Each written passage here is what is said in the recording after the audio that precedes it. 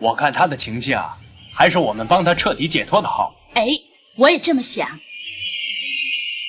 哎，我也有这种感觉。有机会啊，我希望跟他团聚。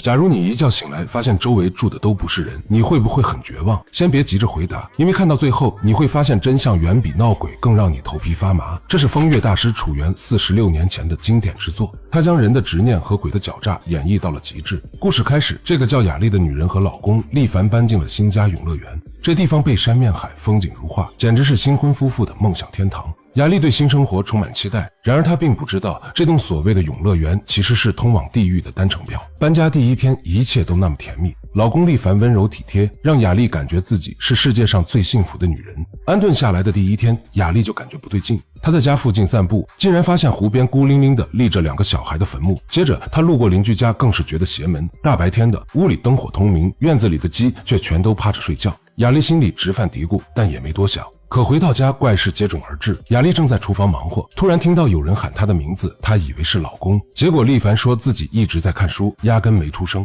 到了晚上，本该睡觉的鸡突然开始打鸣，把夫妻俩都吓了一跳。更吓人的是，半夜他被诡异的声音吵醒，出来一看，竟在自家窗户的镜面反射里看到了2个陌生小孩的身影。可当他回头，身后却空无一人。她把这事告诉丽凡，丈夫把这归结为她的幻觉，还开玩笑说肯定是隔壁家小孩的声音传过来了。雅丽虽然心有疑虑，但也只能暂时接受这个说法。然而一连串的离奇事件才刚刚拉开序幕。一天，雅丽独自在家，一个名叫苏良的男人突然闯进来，说自己的车坏了，想借点水。雅丽好心帮忙，可就在送他出门时，她发现大门不知何时被人从外面锁上了。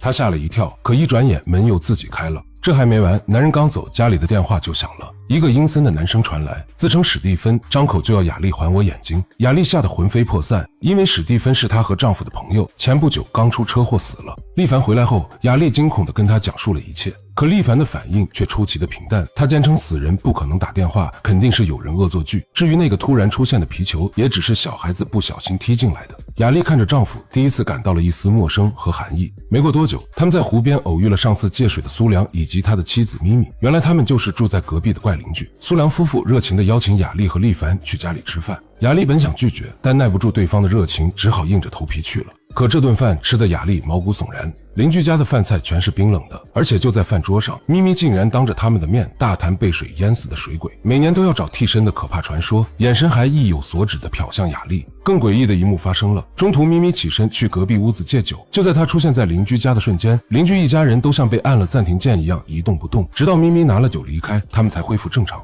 雅丽目睹了这一切，吓得脸色惨白，可丽凡和其他人却像没事人一样继续喝酒聊天。回家的路上，雅丽质问丽凡，你刚才有没有看到苏太太走进隔壁借酒时候的情形啊？没有啊。好奇怪呀，不知道为什么她一走进去，所有人都停了呀。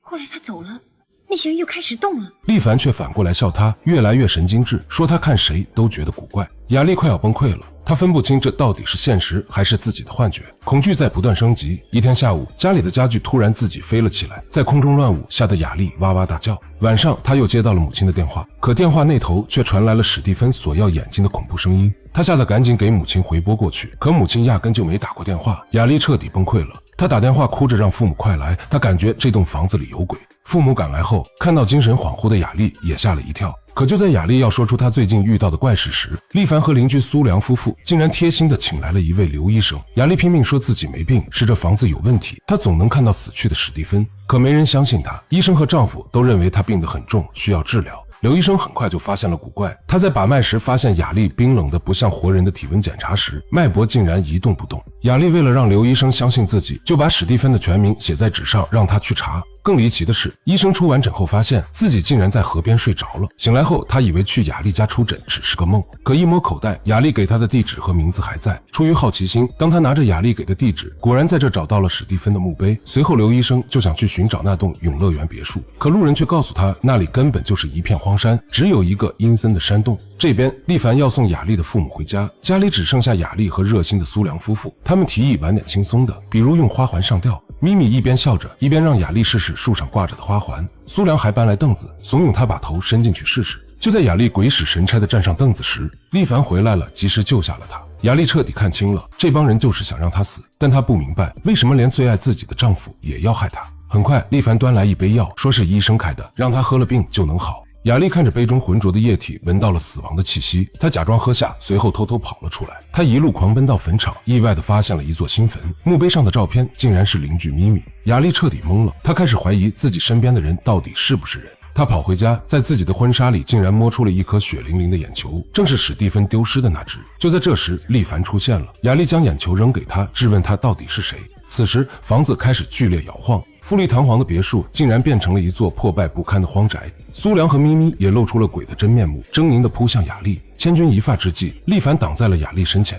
雅丽哭着大喊，让他看清楚，这些人都是鬼。丽凡却缓缓地转过头，露出了一个悲伤的笑容。他告诉雅丽一个让他无法接受的真相：我知道，因为我也是鬼。原来，在他们结婚那天回新房的路上，发生了严重的车祸。丽凡、史蒂芬以及另一辆车上的苏良夫妇当场死亡，只有雅丽虽然身受重伤，但还剩一口气，一直躺在医院里昏迷不醒。丽凡的鬼魂因为深爱雅丽，不愿让她在阳间受苦，也不愿独自去轮回，于是他联合了另外几个鬼魂，在雅丽的潜意识里创造了这个名为永乐园的幻境，其实就是他们出事的那个山洞。他们白天睡觉，晚上活动，攻击半夜打鸣所有阴阳颠倒的怪事，都是为了让雅丽的潜意识适应阴间的生活。他们一次次的恐吓她，甚至想杀了她，不是因为恨，而是因为爱。他们想让雅丽彻底放弃求生的意志，得到解脱，然后夫妻俩就能在阴间团聚。雅丽听后崩溃大哭，她不愿死，她拼命的想活下去。就在此时，一个白胡子老道突然出现，众人大惊失色，就要拉着雅丽走。原来老道在经过医院的时候得知了雅丽的事情，掐指一算，发现了不对劲。等他赶到时，恰好看到几只厉鬼要带走雅丽，于是老道士就摇动镇魂铃将他们收服。雅丽的魂魄得救，躺在医院里的身体也苏醒了过来。